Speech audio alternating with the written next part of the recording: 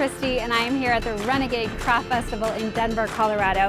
Every year in 12 cities around the country, Renegade gets together all the coolest modern makers, designers, craftsmen, artists to put on a one-of-a-kind craft fair.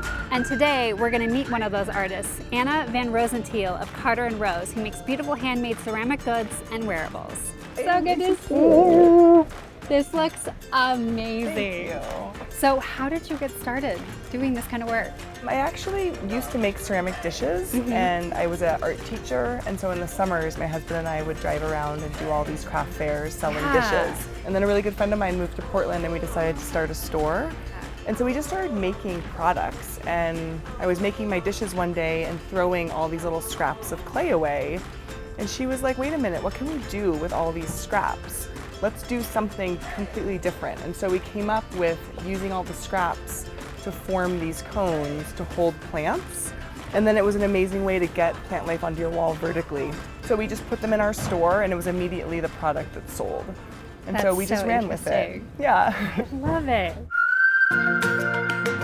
What is your creative process like for these pieces? For this particular product, you would need a kiln. Okay. But you could make them out of Fimo, or you could find, I think, alternative ways to make a similar idea. We personally, with every planter, we make a cone. We weigh out different amounts of clay for each size. And those are rolled out with a giant slab roller into long ovals that we fold, and those dry and they get fired once, and then we pull them and do all of our glazing, so that's where the color comes in. And then we basically source our wood from a local lumber yard at this point. Once you get your wood and you've finished your cone shape, how do you get this onto the wood? We actually glue the cone with E6000 glue. Okay. So it's a really nice multi-material glue. It's good for gluing like glass and metal, clay and wood. And then I use a roofing nail. That's just kind of a nod to my dad. He's a builder. What advice would you give to people who are thinking about opening up a store or thinking about going to their first craft fair?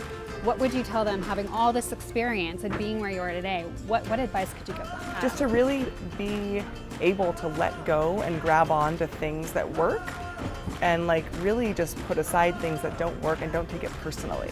I love that. That's the creative process. That makes me feel better about my creative process. Don't be so hard on yourself. Yeah. Just keep doing, keep making, and eventually you're gonna figure it out. I think it's terrifying. You have to be a little bit, I think, brave and really optimistic. Being a creative person and having creative output is just who I am, and it's part of the life that I want. And I can't imagine my life being any other way. Shopping! Yeah. Take a look, guys. If you're ever in Portland, you can go to our store. You can actually make them. I hope you're as inspired as I am after talking to Anna from Carter & Rose. No excuses. We know how she makes it. We should make them ourselves. And maybe next year we'll be featuring your stuff at the Renegade Craft Fair.